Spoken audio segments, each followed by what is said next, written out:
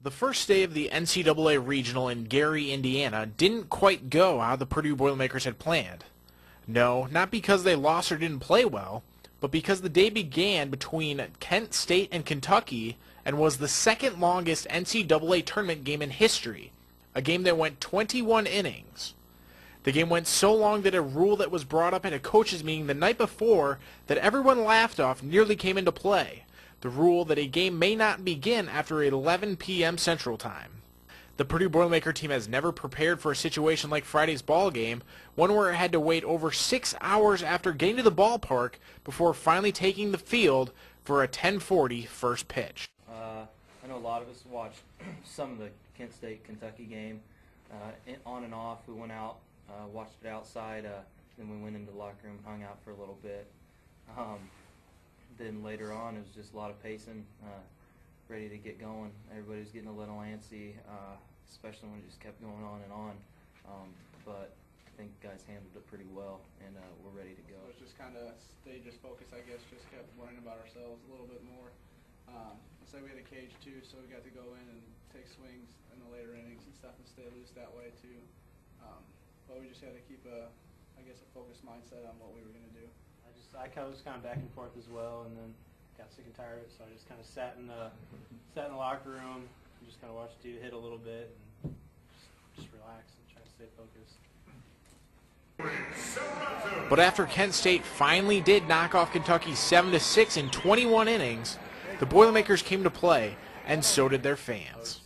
I was surprised by actually how many did stick around with it being so late and not starting until 10:45 or whatever we started to. So they stuck in there, and I appreciate it. You know, it means a lot for them to stay out there with us and be there. With first pitch at right about 10:40 Central Time, that meant the temperatures were much cooler than expected, and the field was also covered with dew. And those obstacles would be something to become an immediate factor in the ball game, a factor that was noticeable from both teams. You know, the thing is that grass is wet. I mean, that grass was wet just from dew, and so every ground ball is a little bit of an adventure, and I think you saw that. I think, you know, their third baseman's better than that, and their second baseman kind of threw one down. Joe Hayes threw one down that, Miller picked.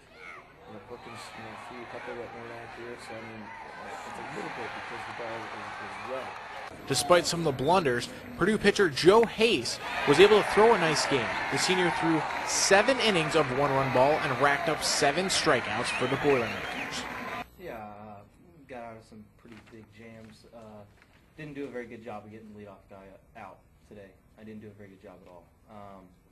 And it doesn't make it easy to pitch when you get that leadoff guy on, because then they can bunt him over and they got a guy in running or scoring position right away. But I had to get ahead in the count, and I feel like I did a pretty good job of getting ahead in counts tonight, and that helped me get out of the innings when I did get in some jams. Hayes wasn't the only one to come up clutch, though. Barrett Serrato spoke after the game about how clutch the entire team was, and even talked about how all 7 of Purdue's runs came with 2 outs.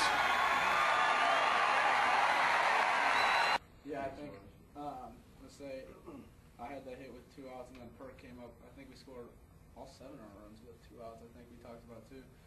So I think we were able to come through in the clutch and get some big hits when we needed them. So. Though Coach Schreiber was happy with the win, he knows that they were a bit fortunate and they will need to play better tomorrow to have a chance against Kent State. After waiting 6 hours at the ballpark, we'll take any kind of a win that we can get. So, and they did a good job. I mean, they had more line drive base hits than we did. They had more leadoff hitters on throughout the game than we did, but we were able to, take advantage of their mistakes and get some timely hits. And then I thought, like I said, I thought Joe did a good job of getting some key outs when they had some base runners, and defensively we made most of the plays. I'm just proud of the way that the guys came out and were resilient, and they'll be ready tomorrow.